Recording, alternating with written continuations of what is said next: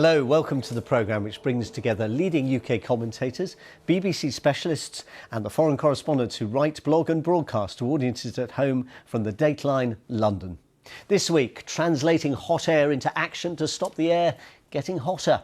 Migrants used as political pawns on the European Union's border, and why sleaze, a word that dogged British politics in the 1990s, is making a comeback. In Glasgow for us is Isabel Hilton from China Dialogue, which helps the world understand China's own climate crisis. Agnès Poirier, who is UK editor of the French weekly L'Express. And Damien Grammaticus, who's been a BBC correspondent in China, Brussels and many other cities, and now Westminster.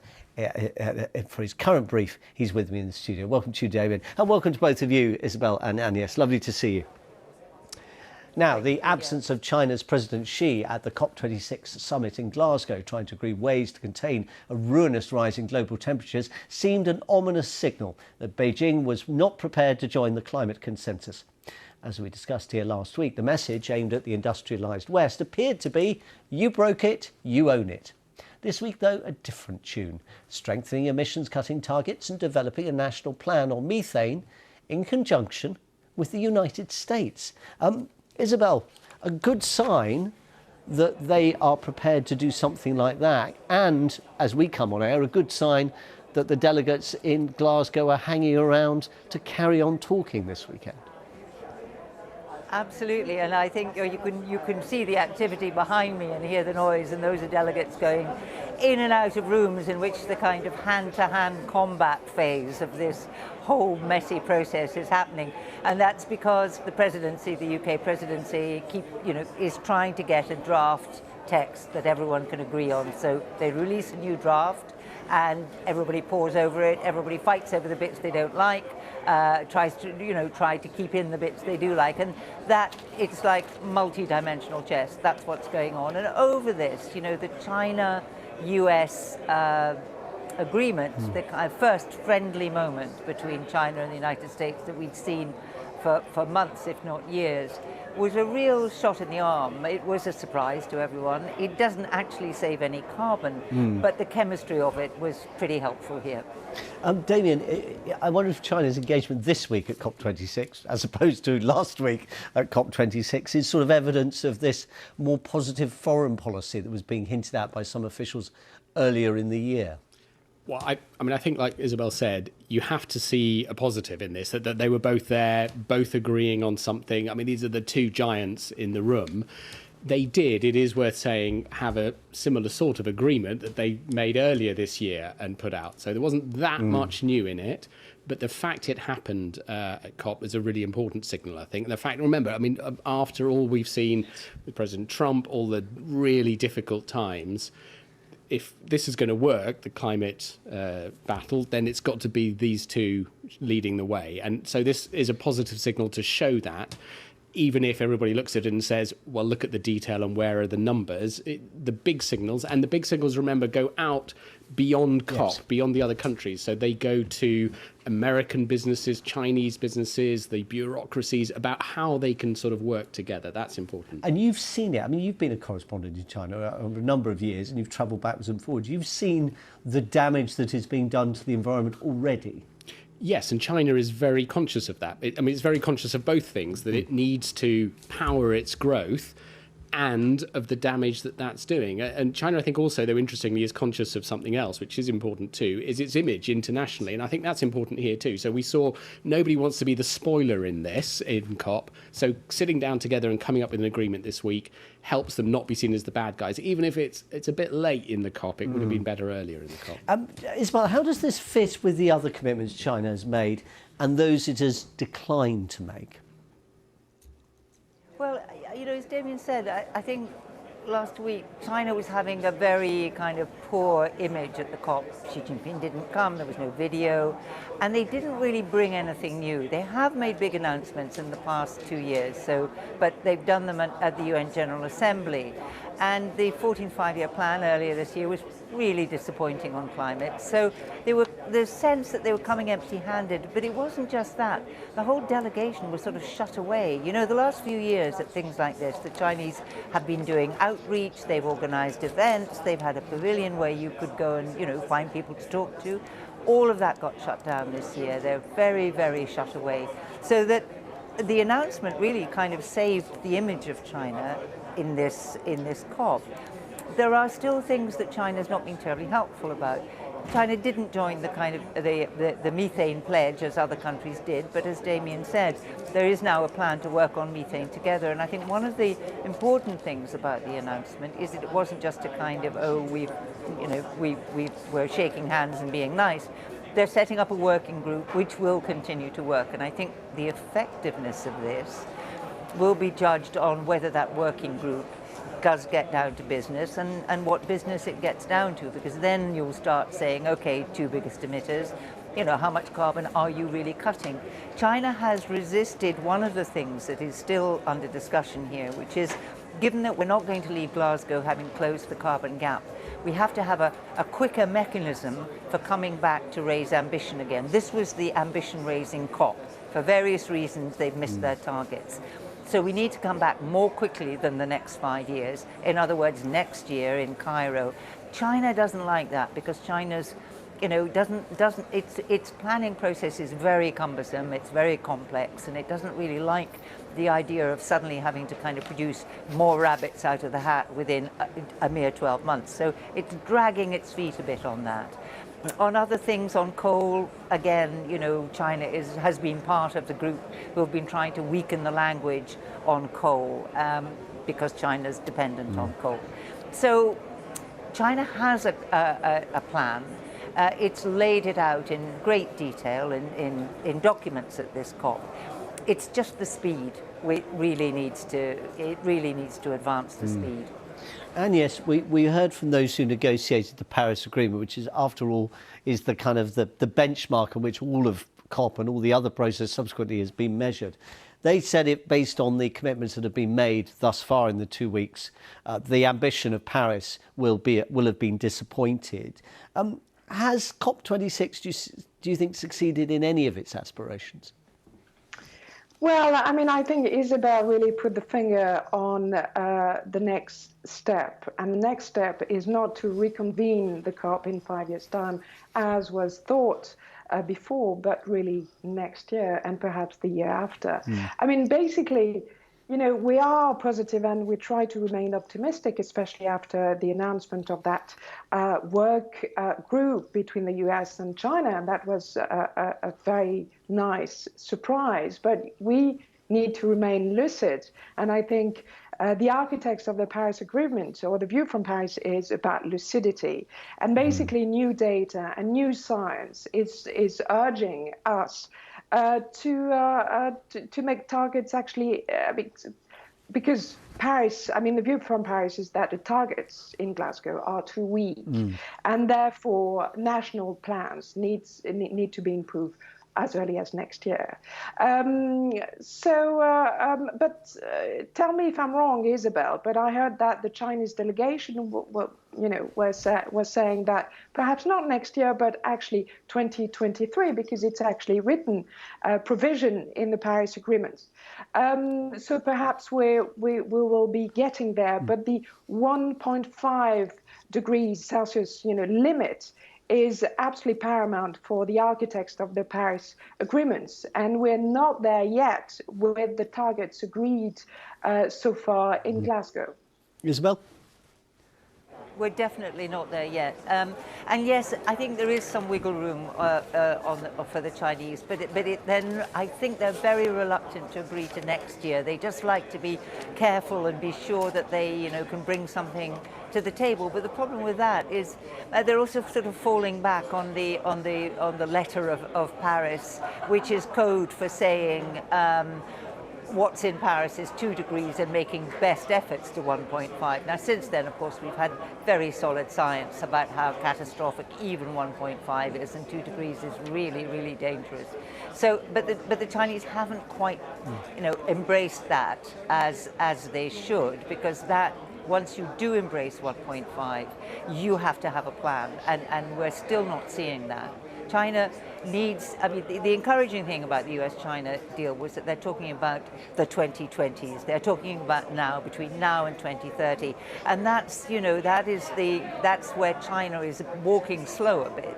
And so anything that can speed that up would be good. But you still see that resistance. Yeah, 2020 to 2023, you get that sort of drag in the system, and that's twice as long to wait, as it were. So, absolutely. So we don't have a lot of time. It's a bit like the COP statement with buy around, isn't it? Buy around rather than setting a date.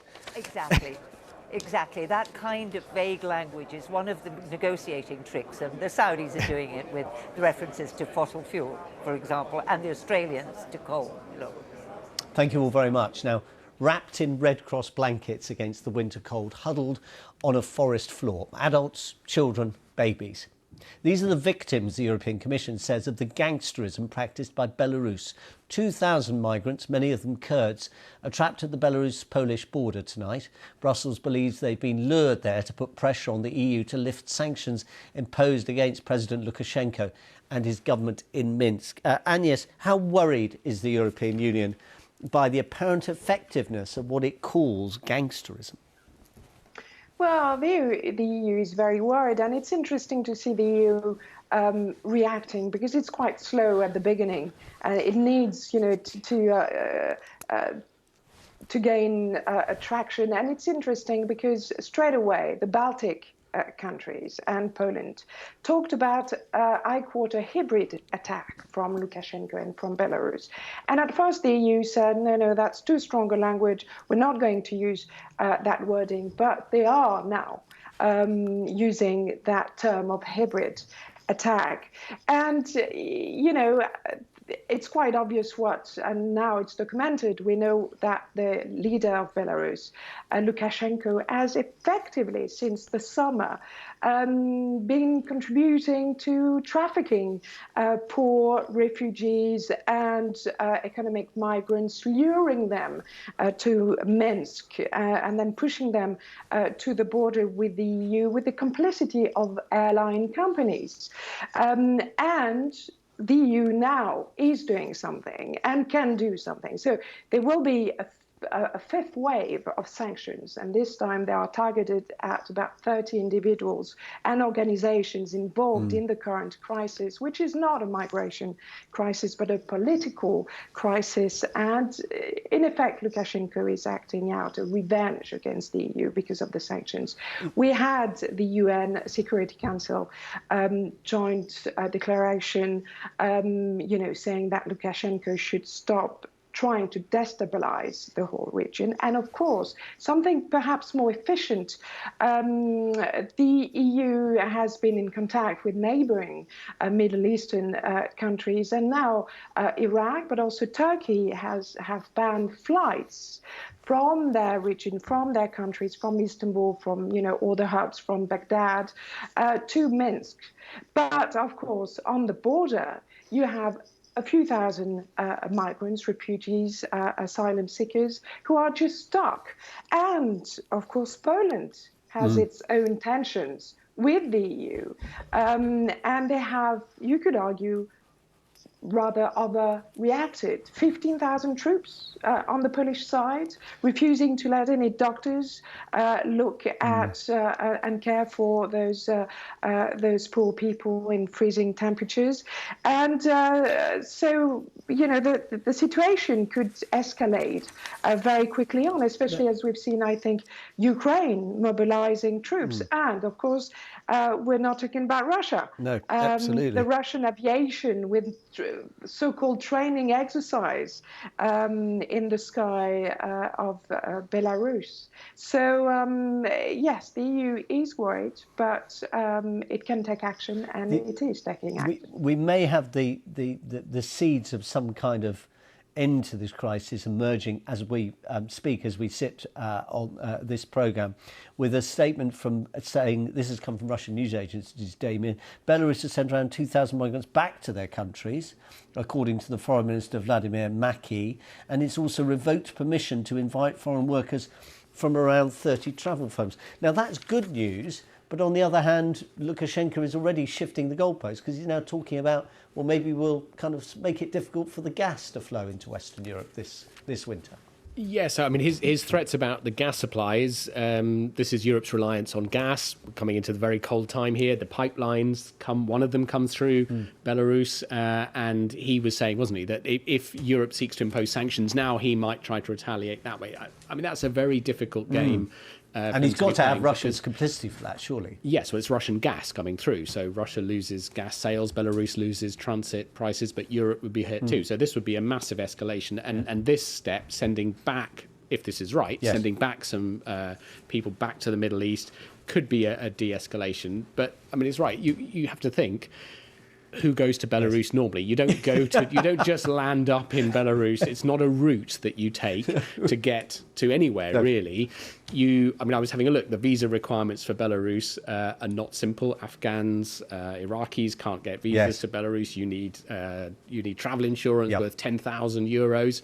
None of these people will be having that. This is clearly, obviously, instrumentalized. It's being used by Alexander Lukashenko, and you have to feel for those thousands of people stuck in the forest. And they're still stuck there, even if further ones aren't coming. These 2,000 are still stuck. Yes, so that is it's a terrible situation created for a political end. There's certainly feeling in the EU that this wouldn't be happening without the encouragement of Russia behind Belarus. But I think you also have to think, actually, that, I mean, part of the reason that Alexander Lukashenko would choose this is that the EU has its own mess about migrant policy. And, I've seen it, everybody's seen it on the borders of the EU and how to deal with it. And the EU itself has resorted to tactics to make it incredibly difficult and unpleasant for people trying to come in as a way of trying to deter that.